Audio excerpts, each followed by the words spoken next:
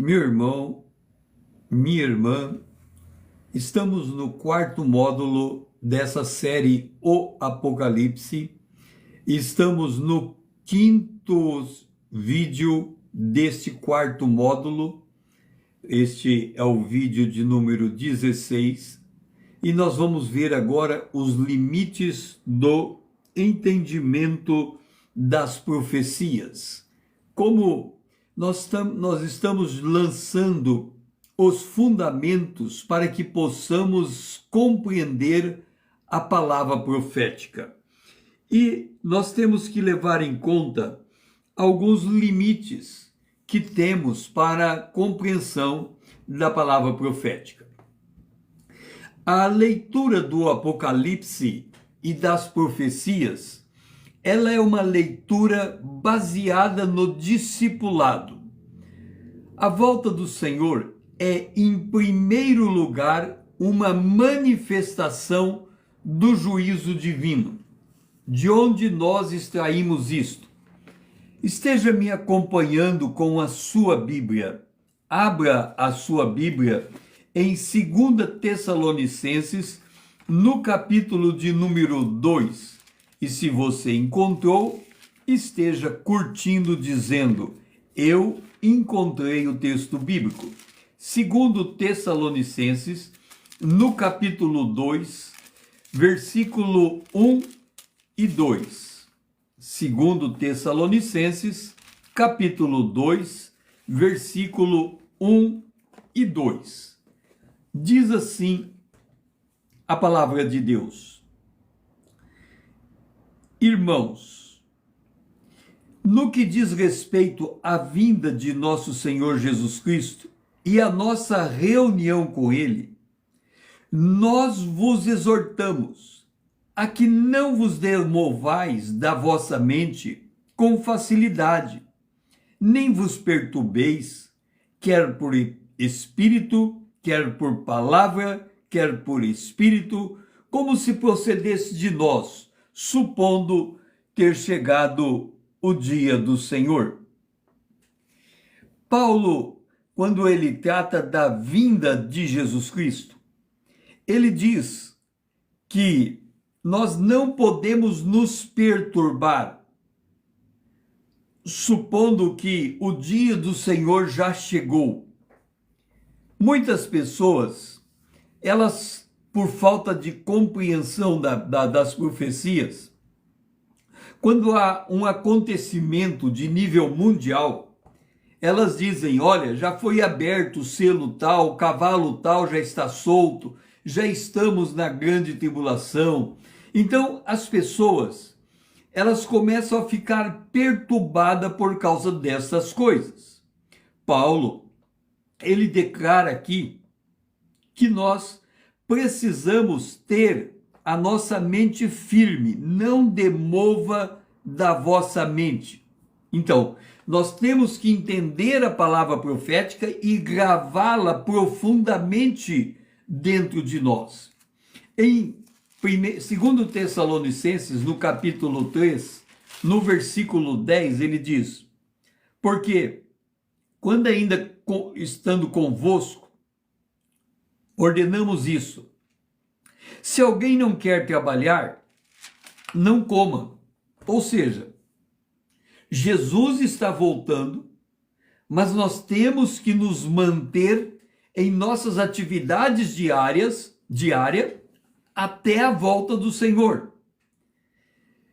E quando nós falamos de uma leitura profética, e Paulo, em Tessalonicenses, no capítulo 1, ele fala assim, a partir do verso 4, a tal ponto que nós mesmos nos gloriamos de vós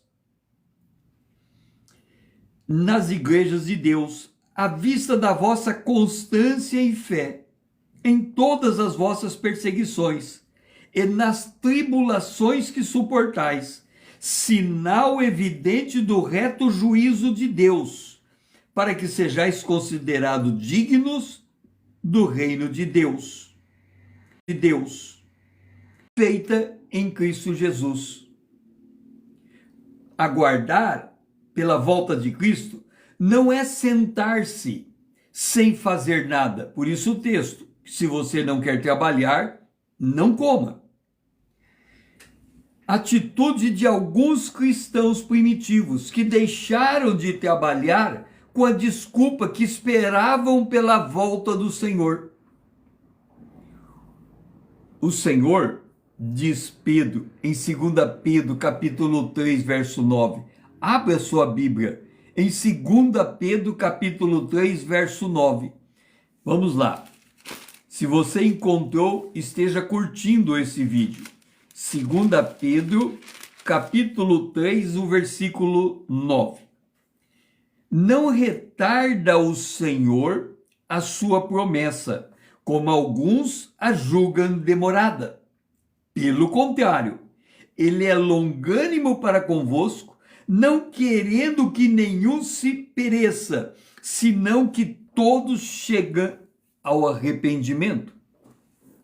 O que a palavra de Deus está nos dizendo é que a razão de Jesus não ter voltado ainda é para que nós cheguemos ao arrependimento.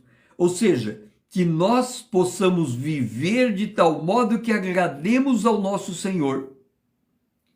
Atos, capítulo 1, versículo 7 e versículo 8.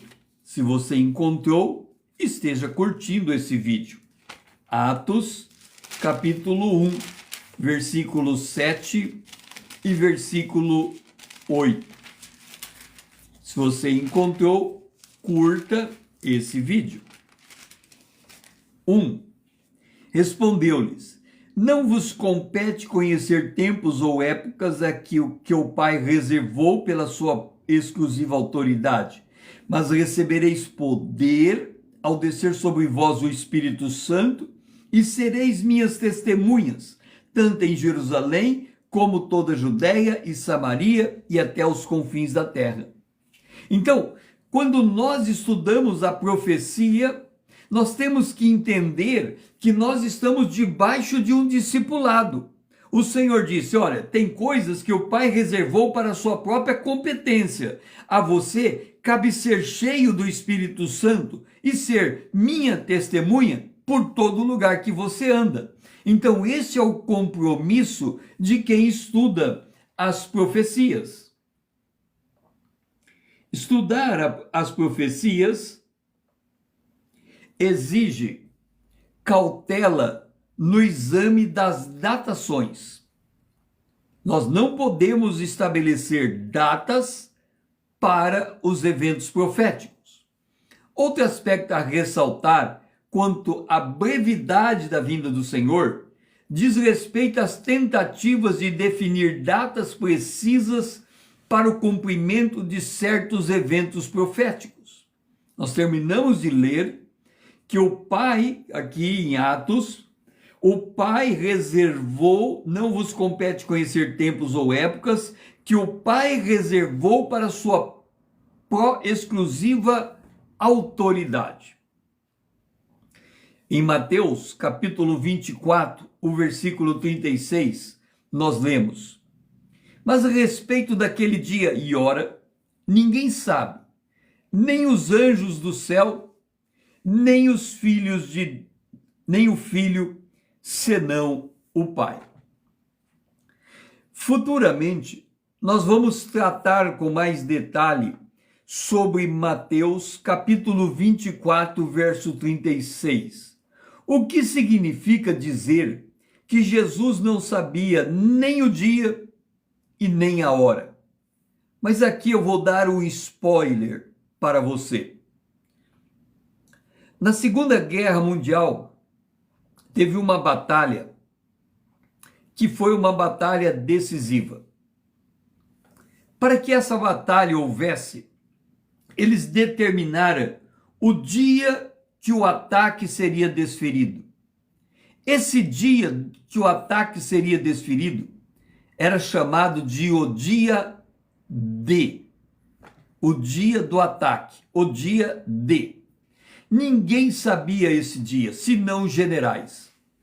Mas todo o exército estava na expectativa de uma ordem para que eles pudessem partir para o ataque. Todos sabiam que o dia da batalha chegaria, mas ninguém sabia o dia e a hora daquele ataque. Era o dia D. Isso significa que eles, pelas evidências de campo de batalha, eles sabiam que um grande ataque estava prestes a eclodir. Mas ninguém sabia o dia e a hora. Pelos sinais que estamos vendo, nós podemos dizer que a volta de Jesus é iminente. Mas o dia D, nós não temos como determinar. É o Pai que declara. E há também uma outra razão pela qual ninguém pode saber o dia e a hora. Mas futuramente estarei voltando para esta explicação mais pormenorizada sobre o significado desse dia e dessa hora. Mas agora, no tema em que nós estamos colocando, na necessidade de cautela no exame das datas, nós vamos dizer o seguinte: se o próprio Senhor Jesus, na sua condição de filho do homem, se viu limitado no conhecimento da data precisa dos eventos proféticos, quanto mais nós, seus seguidores. As profecias devem ser analisadas com temor e tremor diante de Deus, sabendo que a grande prioridade é viver em santidade, conduzindo pessoas a Cristo para que estes alcancem também a promessa de vida eterna. Então, nós temos duas agendas. A agenda de Deus, Jesus volta, e a agenda que Deus nos deu de levar o evangelho até Jesus voltar. Duas agendas que andam de mãos juntas. O Senhor declara que ele volta, mas ele declara que nós devemos, como disse Jesus, receber o poder ao descer sobre vós o Espírito Santo e sereis minhas testemunhas. Quer dizer, nós aprendemos profecia debaixo de discipulado. É esta a condição de conhecermos o Apocalipse. Seguindo acerca dessa cautela que nós precisamos ter, uma precaução deve ser considerada. Isso é muito importante você entender. A realidade não interpreta as Escrituras. Pois, se assim fosse, o intérprete estaria dando mais peso à realidade do que ela possui, permitindo que o circunstancial determine o imutável. Então, quando nós estudamos as profecias, nós lemos a profecia para interpretar a realidade. Nós não lemos a realidade para interpretar as profecias. Paulo, escrevendo em 2 Coríntios, no capítulo 13, o versículo 8, ele diz: porque nada podemos contra a verdade, senão em favor da própria verdade. Deixe-me colocar o significado desta palavra. A verdade é como duas linhas em paralelo. Parece que elas não se encontram. Mas se você pudesse olhar no infinito, as linhas se cruzariam. Nós temos doutrinas na Bíblia que parecem ser contraditórias. Nós temos uma doutrina que declara a certeza da salvação. Nós temos a outra doutrina que declara a necessidade de perseverar para ser salvo. Nós temos um conjunto de igrejas que são fundadas nesta verdade, a certeza da salvação. E nós temos outras igrejas que são fundadas nessa verdade, a perseverança para ser salvo. na eternidade, no infinito, as linhas se cruzam. É muito difícil encontrarmos convergência num dado momento do estudo das duas doutrinas. Mas o que significa isso? Ora, esta é uma verdade, esta é uma outra verdade. Eu não posso firmar essa verdade negando essa verdade. Eu não posso firmar essa verdade negando essa verdade. Nada podemos contra a verdade, senão a favor da própria verdade. Isso significa que quando estudamos a palavra de Deus e encontramos doutrinas aparentemente antagônicas, a verdade pela verdade até que elas se abracem. Não podemos contra a verdade. Isso implica dizer que quando estudamos a Bíblia muda a nossa forma de pensar. Se a Bíblia não estiver mudando a sua forma de pensar, então é você que está impondo à Bíblia a tua maneira de viver.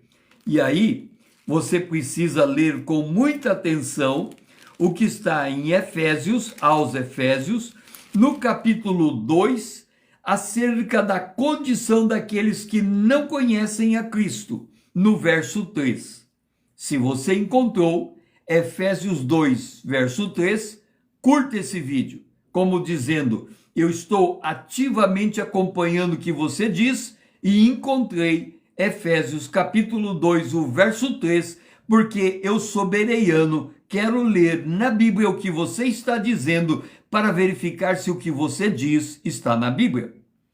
Entre os quais também todos nós andamos outrora, segundo as inclinações da nossa carne, fazendo a vontade da carne e dos pensamentos. E éramos, por natureza, filhos da ira, como também os demais. Quem age de acordo com sua carne, quem age de acordo com seus pensamentos, quem age de acordo com sua vontade, age pela carne como filhos da ira. Ué, você vai dizer, Pastor César, eu não posso ter minha própria opinião? Leia Efésios, capítulo 2, o versículo 23. E vos renoveis no espírito do vosso entendimento. A nossa mente é como uma coisa tenebrosa, escura, cega, que precisa de uma luz injetada para que ela vá clareando até ser dia perfeito.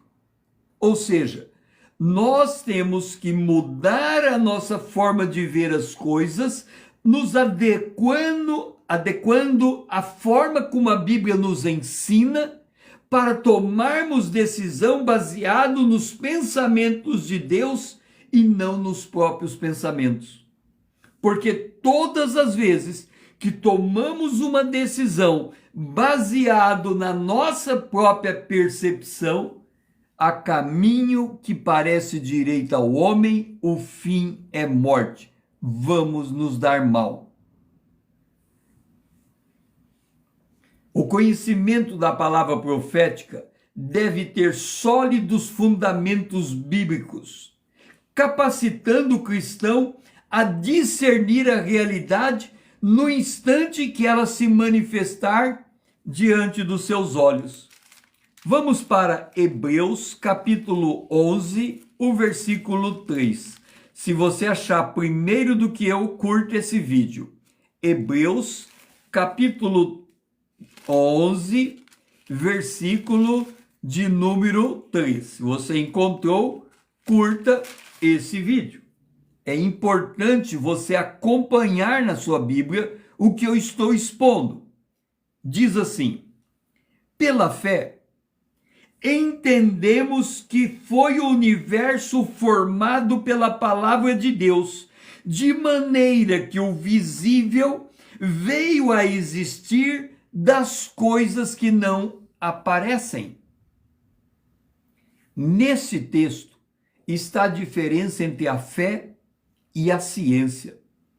Não há um conflito entre a fé e a ciência, senão quem não entende o fundamento da fé e da ciência.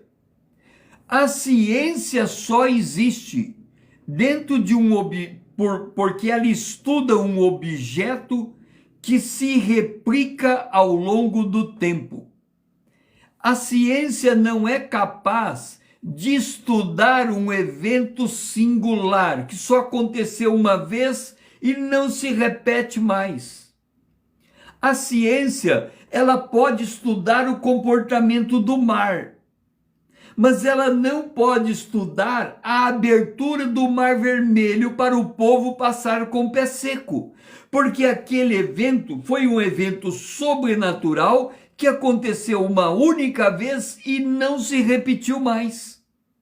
E como não há como reproduzir em laboratório aquele evento, ele não é objeto da ciência, ele é objeto da fé, porque a fé é o entendimento do que aconteceu à luz da revelação da palavra de Deus, que nos traz a interpretação do fato para nós sabermos o que Deus faz no meio dos homens. Então não tem confusão entre fé e ciência. O que tem confusão é a incapacidade da pessoa perceber quais são os objetos de estudo da ciência e da fé. Pela fé, entendemos que o universo foi feito da palavra de Deus. O que significa isso? Se você pegar os estudiosos que buscam o princípio da criação do universo, eles vão para o Big Bang. E quando eles vão no Big Bang, eles vão até um determinado espaço temporal que eles conseguem examinar. Além daquele espaço temporal está a singularidade, e aquela singularidade a ciência não entende. É objeto da fé. Aquela singularidade aconteceu porque Deus determinou que os céus e a terra fossem criados. Então, quando nós temos esse entendimento, nós conseguimos distinguir a fé da ciência, a realidade da palavra. A realidade não interpreta a palavra, mas a palavra interpreta a realidade. 1 Samuel, capítulo 16, o versículo 7. 1 Samuel, capítulo 16, o versículo 7. Se você encontrou, esteja curtindo, porque você está achando mais rápido do que eu consigo folhear a Bíblia. 1 Samuel, capítulo 16, o versículo 7. Deixe-me dizer uma coisa para você. Eu estou procurando 1 Samuel, capítulo 16, o versículo 7. Já estou no capítulo 16, no verso 7. Antes de dizer o que eu estou lendo aqui, olha a importância de nós termos a Bíblia e acompanharmos na Bíblia o texto que eu estou mencionando. Certa feita, eu estava em uma igreja e eu iria dar um estudo bíblico naquela igreja. O pastor subiu ao púlpito e era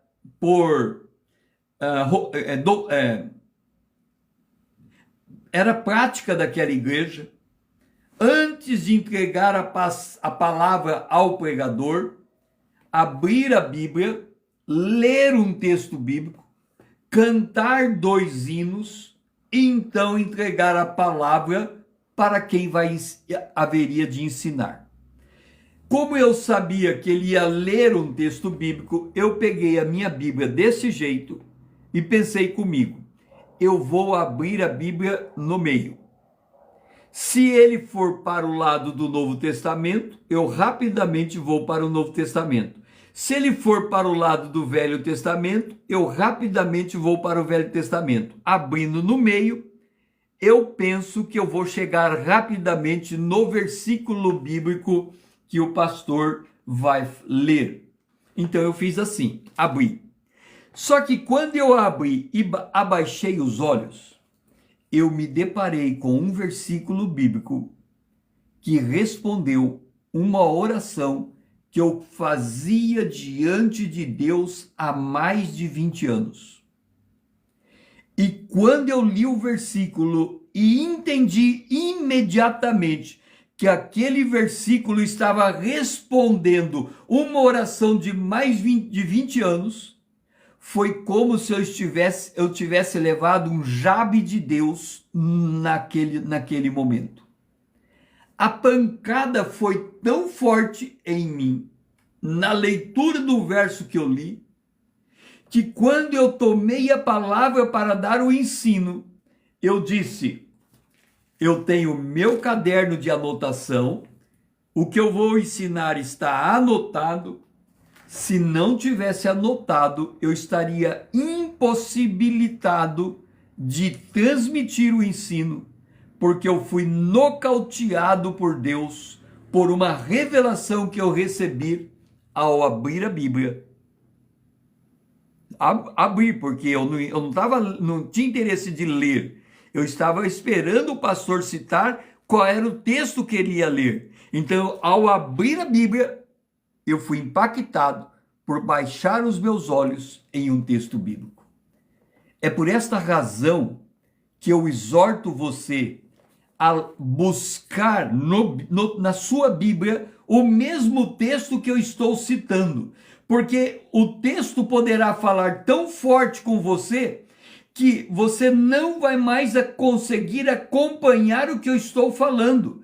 Tal o impacto que aquela palavra pode trazer no seu espírito, porque a palavra de Deus é viva e eficaz, e ela vai e não volta vazia, ela faz o que apraz a Deus. Por isso eu oriento você, leia comigo o texto bíblico. 1 Samuel 16, verso 7.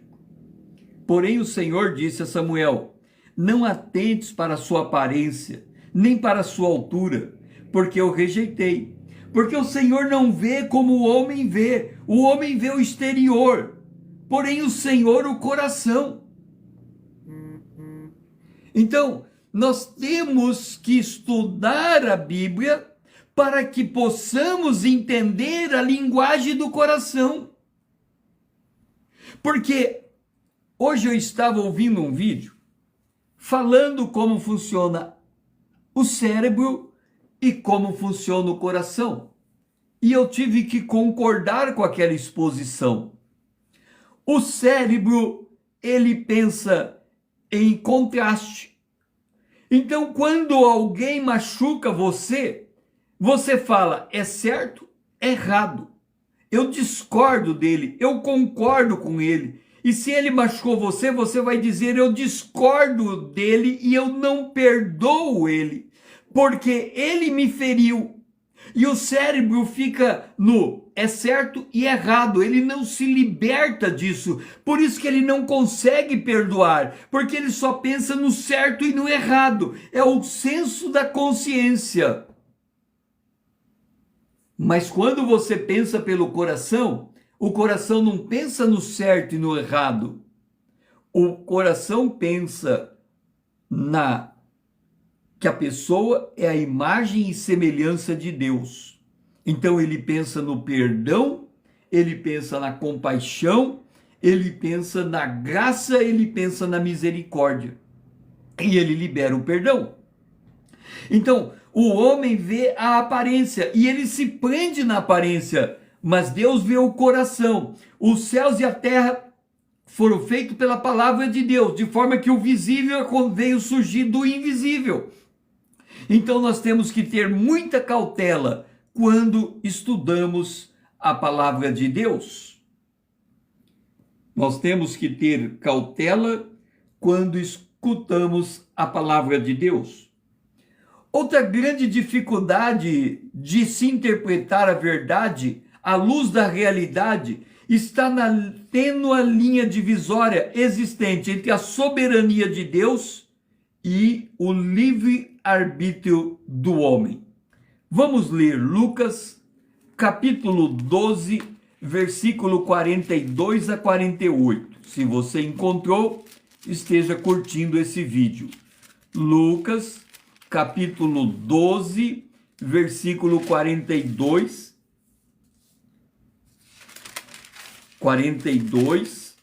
diz assim: quem, pois, é o mordomo fiel e prudente, a quem o Senhor confiará os seus conservos para dar-lhe o sustento a seu tempo? Bem-aventurado aquele servo a quem o Senhor, quando vier, achar fazendo assim. Verdadeiramente vos digo que lhes confiará todos os seus bens. O Senhor, diz 2 Pedro 3,9, ele não retarda a sua promessa. Ele está esperando para que possa salvar mais. Mas ele quer encontrar-nos como mordomos fiéis e prudentes, a quem ele pode confiar os seus conservos. No critério avaliativo das profecias, os indícios escatológicos das proximidades do Senhor já estão todos cumpridos. Contudo, muitos permanecem contrariados porque, em sua percepção, o Senhor tarda em vir, adotando atitude de se esquecer das promessas ou de querer impor para os outros a sua própria concepção relativa à volta do Senhor. Ou seja, a pessoa ou acha que está tudo demorado, ou acha que já está tudo cumprido, mas ela não quer aprender de Deus, não quer entender os desígnios de Deus, não quer fazer parte na agenda divina. Qual é a agenda divina? Salvar enquanto Jesus não volta.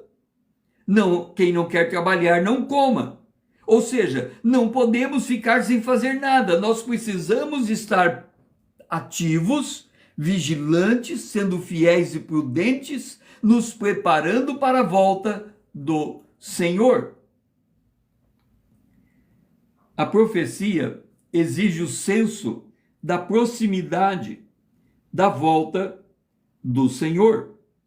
Então aqui nós temos um quadro da volta do Senhor. E esse quadro da volta do Senhor, deixe-me ver se eu vou encontrar esse versículo que está em Romanos, no capítulo 14, deixe-me ver aqui. A salvação está mais perto de nós do que no princípio. Bíblia, vamos ver.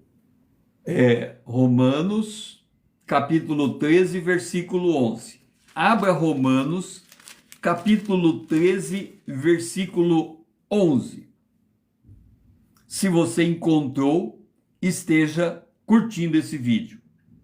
E diga a vós outros, que conheceis o tempo, já é hora de vos despertardes do sono, porque a nossa salvação está agora mais perto do que quando no princípio nós cremos. Está vendo que aqui tem um casal andando em direção à eternidade? O que Paulo está dizendo é que cada dia que eu acordo, eu estou mais perto da volta de Jesus. Porque a história caminha em direção à volta de Jesus. Então, se você diz, Jesus ainda não voltou, está demorando, para o dia de ontem, está demorando. Para o dia de hoje, está mais perto. Todos os dias, nós nos aproximamos da volta de Jesus. Ele vai voltar. O arrebatamento da igreja vai acontecer num abrir e piscar de olhos. Se você me acompanhar nesses estudos, quando eu explicar para você Por que que o arrebatamento da igreja é num piscar de olhos? Você vai ficar estupefato. Você vai ficar impressionado. E você vai dizer, realmente agora eu entendo por que que o arrebatamento precisa acontecer num piscar de olhos. Se você entender a razão por que o arrebatamento será num piscar de olhos, você vai entender por que que o Pai não contou para Jesus quando seria o dia e a hora. Porque esse dia é o segredo mais bem guardado do universo. E ele é a razão por que o arrebatamento tem que acontecer antes da grande tribulação.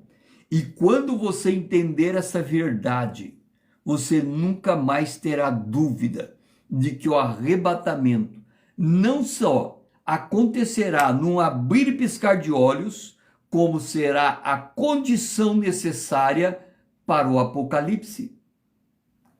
Devemos observar que o ser humano é limitado a uma pequena fração de tempo em sua existência. Por outro lado, os propósitos divinos se estendem de geração em geração até o fim dos tempos. Senhor, tu tens sido o nosso refúgio de geração em geração. O Senhor não voltou na geração dos meus pais, mas ele pode voltar na minha geração. Se ele não voltar na minha geração, ele pode voltar na geração dos meus filhos. Se ele não voltar na geração dos meus filhos, ele pode voltar na geração dos meus netos. Mas ele vai voltar.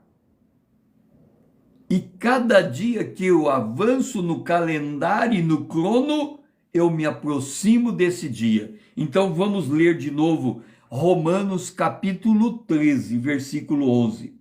E digo isto a vós outros, que conheceis o tempo, já é hora de vos despertardes do sono, porque a nossa salvação está agora mais perto do que quando no princípio nós cremos.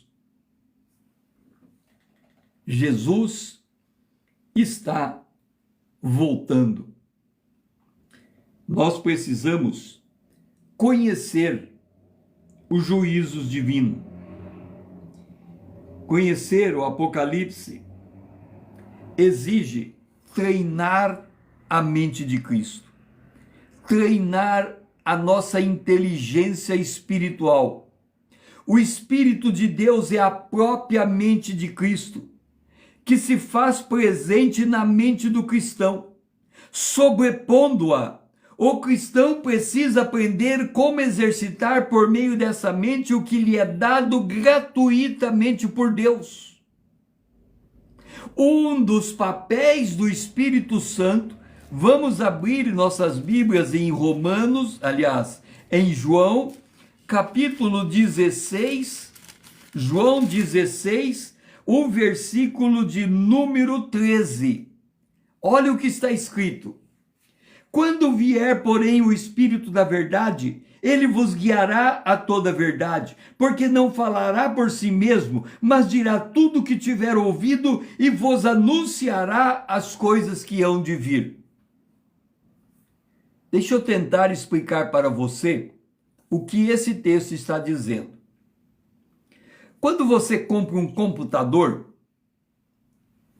você compra ele, vai numa loja, vou comprar um notebook. Aí você compra o notebook, ok? Quando você compra o notebook, para você poder usar o notebook, a primeira coisa que você precisa é de um sistema operacional. Você coloca o Windows como sistema operacional. Depois que você coloca o Windows, você coloca dentro do computador um programa como, por exemplo, o TikTok, para você poder falar em redes sociais ou uma outra rede qualquer, um aplicativo. Você põe um aplicativo. Ou então, se você quer escrever no computador, você coloca um aplicativo como, por exemplo, o Word. Quando você põe o Word, você escreve inteligência espiritual. O sistema operacional, que é o Windows, ele vai pegar a palavra Word, inteligência espiritual, a palavra que você digitou, e ele vai converter em 0 e 1. E o computador vai ler 0 e 1. Então, essa palavra que para você está escrito inteligência espiritual, para o computador está escrito 0, 1, 0, 1, 1, 1, 1, 0, alguma coisa assim. E o computador lê. O que Deus está dizendo é que o nosso sistema operacional é o Espírito Santo. Por isso que nós temos a mente de Cristo. O nosso Windows, para entender a Bíblia, é o Espírito Santo. E quando lemos a Bíblia em português, o Espírito Santo interpreta em língua espiritual, transmite ao nosso coração, que transmite à nossa mente, que se converte em obediência. E como o Espírito conhece as profundezas de Deus, ele vai nas profundezas de Deus, abre o livro da vida, lê o que está no livro da vida a seu respeito e interpreta a sua oração em um sentido tal que aquilo que você faz no presente momento tem reflexo na eternidade.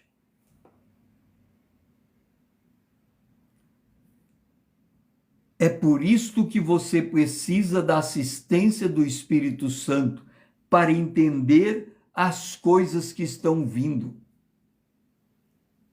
Nós temos a mente de Cristo para conhecer os juízos de Deus, os limites da palavra profética, os eventos futuros e o fundamento da palavra profética. Nós temos que treinar a nossa mente para conhecer os juízos de Deus.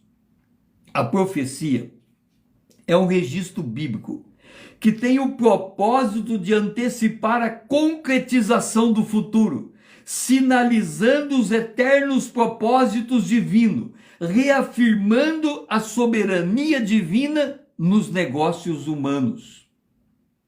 Nós precisamos conhecer os limites da palavra de Deus. As profecias devem ser analisadas com temor e tremor diante de Deus, sabendo que a grande prioridade é viver em santidade, conduzindo pessoas a Cristo para que estes alcancem também a promessa de vida eterna. Conhecer os eventos para o futuro.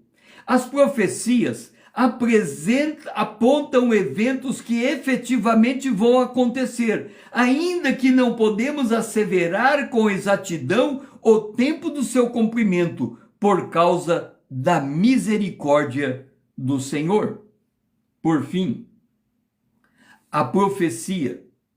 Nós temos que treinar a mente de Cristo com inteligência espiritual para conhecer o fundamento da palavra profética. O juízo divino sobre esse mundo iníquo virá e não tardará, pois depende exclusivamente da palavra de Deus, sendo a única razão de sua demora decorre do grande amor e da misericórdia de Deus. Então, nós precisamos entender que o Senhor está voltando e nós temos que conhecer a palavra profética. O que eu tenho colocado aqui é que estudar a Bíblia e a palavra profética em particular é um exercício de discipulado.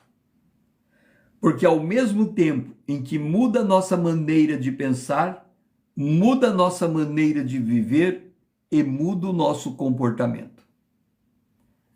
A palavra profética é uma palavra de advertência, porque ela virá para nos dar recompensa pela nossa fidelidade, mas também para trazer juízo a quem não conhece a Deus e quem desobedece o Evangelho. Que nós possamos ter esse amor pela palavra, essa disposição de nos aprofundarmos na palavra de Deus. Vocês observem que eu estou trabalhando o fundamento do conhecimento profético. Não é aqui chegar e dizer, vai acontecer assim ou assado, esse evento ou aquele, antes ou depois. Nós precisamos ter ciência, noção, inteligência espiritual para entendermos com profundidade as coisas de Deus. Por isso estamos aqui. Se isso tem feito sentido para você, curta esse vídeo, compartilhe para que outros venham ser despertos para as realidades espirituais. Salve para você rever mais tarde. Leia os textos bíblicos. Siga-me para que possamos crescermos juntos na graça e no conhecimento do nosso Deus. Escreva as suas impressões daquilo que você está ouvindo, porque se a fé vem pelo ouvir, ela se concretiza com o confessar. Então, quando você está escrevendo as suas impressões sobre aquilo que você está ouvindo, você está dando oportunidade para sua mente se ligar ao seu coração e fechar o circuito da fé. O meu lema é, conhecendo a palavra, para sermos transformados pelo poder de Deus na imagem de Cristo. Eu sou o pastor César Azevedo, grato por me ouvir e até a próxima.